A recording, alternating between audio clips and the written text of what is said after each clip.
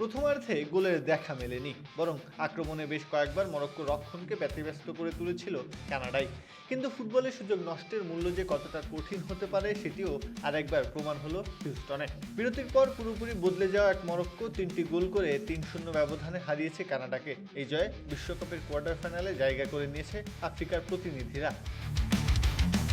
ম্যাচের শুরু থেকেই সাহসী ফুটবল খেলেছে সহস্রাগতিক কানাডা। মাঝমাঠে দাপট দেখিয়ে একের পর এক আক্রমণ সাজাতে থাকে তারা।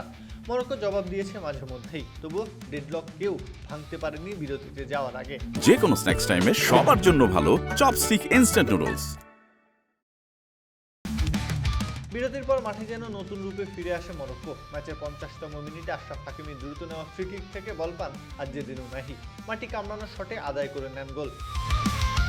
গোল হজমের পর সমতায় ফিরতে মরিয়া হয়ে ওঠে কানাডা। আক্রমণে আরও বেশি খেলোয়াড় তুলে এনে প্রতিপক্ষের উপর চাপ সৃষ্টি করতে থাকে তারা। গোল আর আসেনি, বরং 82 মিনিটে পাল্টা আক্রমণ থেকে আবারও গোল পায় মরক্কো, এবারও নায়ক উনাহি।